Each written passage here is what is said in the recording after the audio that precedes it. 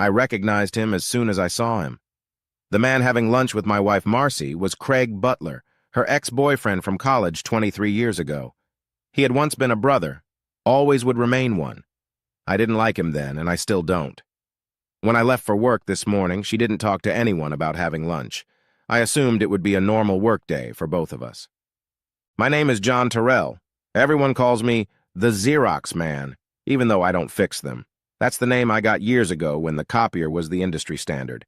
Today I do just about any type of office equipment. I'm not thrilled with the job, but it pays the mortgage and provides for my two daughters' college education.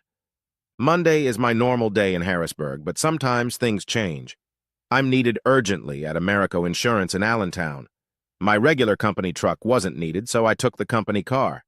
I finished the job faster than I expected and decided to stop by the Outback for a quick lunch. She didn't see me go in or out.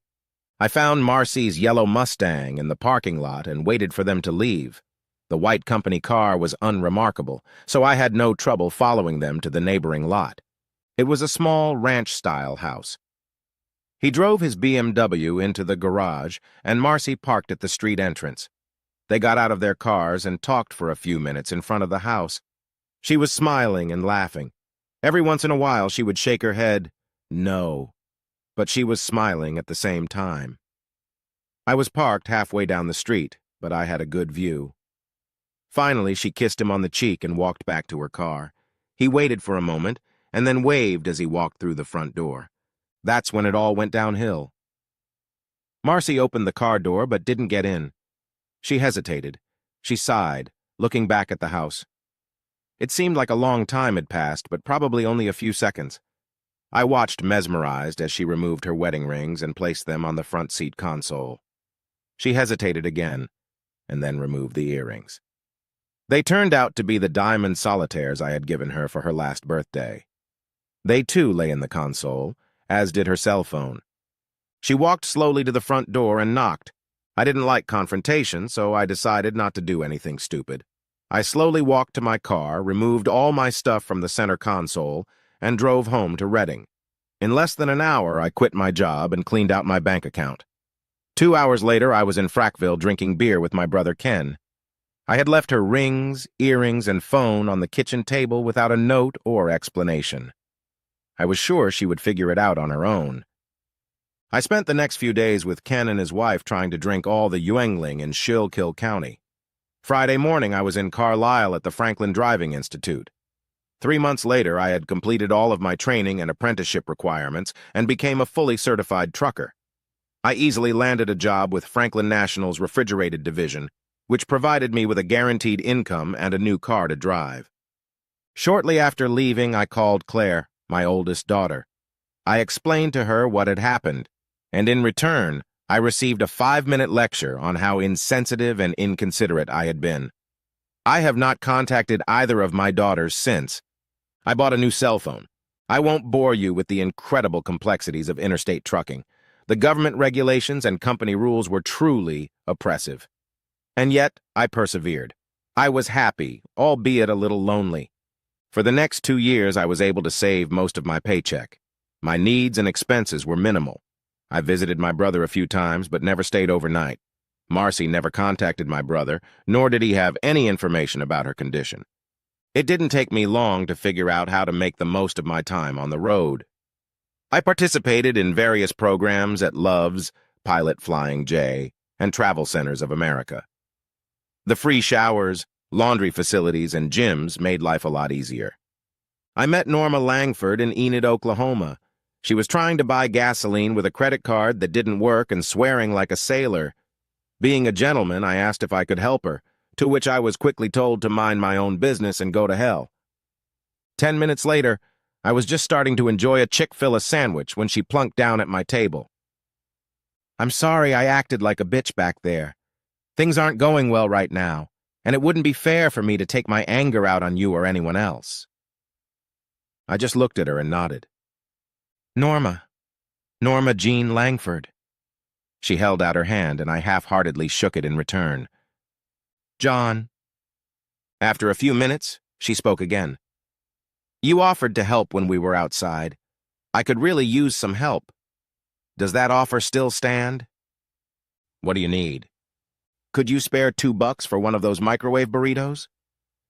I put a 10 on the table. Here, go over to the Chick-fil-A stand and get something decent.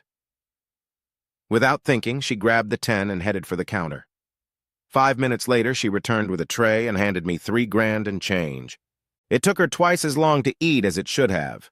She was a chatterbox. I finished my lunch and sat down to watch her. It was, to say the least, a little fascinating. Her voice wasn't unpleasant, but it was incessant. She never said anything important, but just chatted non-stop. As unusual as it sounded, it didn't annoy me. Quite the opposite, in fact. For the past 3 years, I had only talked to waitresses. I smiled to myself at the ridiculous things she was saying. When she finished, she picked up her tray and mine and cleared the table. So, John, where are you headed? To Provo. Oh, okay. Can I give you a ride? What about your car? A quick glance showed her still standing in front of the pumps. I don't think she'll make it. Not without gasoline. She didn't answer me. Finally, I stood up and headed for my car. Norma Jean followed me, acting as if I had agreed to her request. I opened the passenger door and she jumped in. She wasn't wearing any clothes or personal belongings. I have no idea what happened to the abandoned car. No, I can't explain it.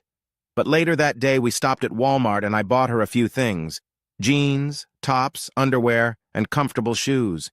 It was nice to have someone to talk to, listen to. Norma Jean and I had never had sex or even gotten close. From the beginning, it was a platonic relationship and nothing more.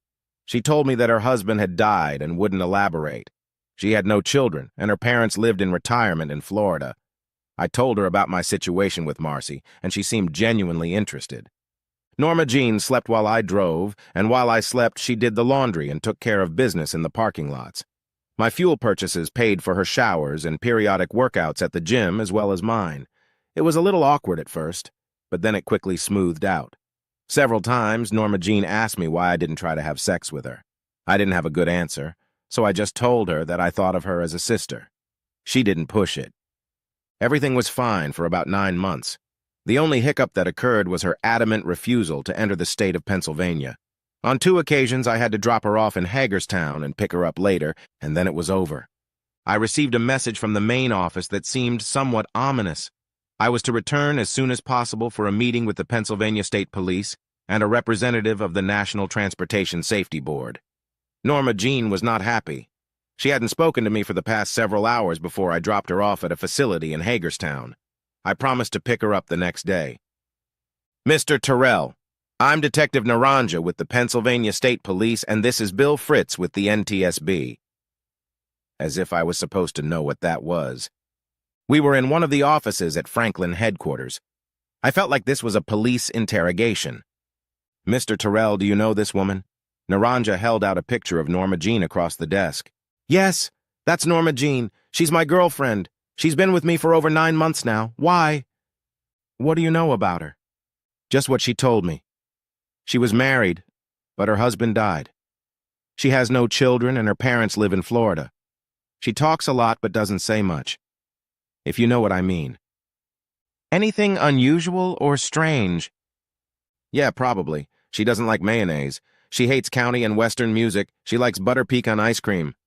We mean character. Bill Fitz tried to blend in. Well, she refuses to enter the state of Pennsylvania. Whenever I have to drive into or through Pennsylvania for work, she asks me to drop her off somewhere. I pick her up later. Is that what you mean? Exactly. Would one of you gentlemen care to explain to me what I'm doing here and exactly what it is you're trying to do? Norma Jean is a good friend of mine, and I don't feel good about putting her on display, especially when I don't know what for. Bill Fitz leaned closer and asked, "Where is she now?" I don't know. I left her at Love's in Hagerstown. Fitz immediately left the room. Naranja brought me a cup of coffee. Norma Jean is suspected of killing 6 people. 5 of them were truckers. The first was her husband. We're baffled that you're still alive. Bullshit. It's a fact, Mr. Terrell. It took a while to connect all the dots, but here's what happened. All 6 died immediately after having sex with Norma Jean. The FBI crime lab was able to collect and compare data from several hundred possible crime scenes. 6 of them matched. The common factor was Norma Jean. But I'm still alive. That's right. And there haven't been any fatalities in the last 9 months. Other than the fact that you never had sex with her, we don't know why she stopped. How did she kill them? It looks like she gave them sleeping pills or some kind of sedative and then put a plastic bag over their heads. She even left the bags there with her fingerprints on them. All 6 of them? Yes. There may have been more than 6, but that's all we know at this point. Bill Fitz came back into the room. She's gone. They saw her on the security cameras earlier in the day, but she's gone now. How did you know she was with me? Hundreds and hundreds of hours. We searched CCTV footage at hundreds of service centers. Almost every picture we found showed you. Of course, it took a while to determine who you were. We were worried you might be in on it. And now? You're all clear. By the way, your wife is anxious to hear from you. How do you know that? This is the first place we went to try to find you. We had no idea you were separated. I apologize if we got anything wrong. By the way, she's living in Westchester with her parents now. Can I go now? Yes. I need to drop off a load first. Wouldn't it be a bad idea if I went back to Hagerstown? Perhaps. But we can't stop you. We'll look for her, and you can lead us to her, if you know what I mean. You mean that in looking for her, I might inadvertently expose her? Exactly. No, I didn't mess with Marcy or any of my daughters. I was still a little bitter about her cheating and supporting my daughters. I didn't go back to Hagerstown when I left Pennsylvania. I wanted to, but I didn't want to risk it for my friend. 3 months later, I got a call from Detective Naranja. John, I just wanted to let you know that she struck again. This time she's back in Pennsylvania. Sorry to hear that. Was it another trucker? No, just a regular guy this time. His name was Craig Butler from Allentown.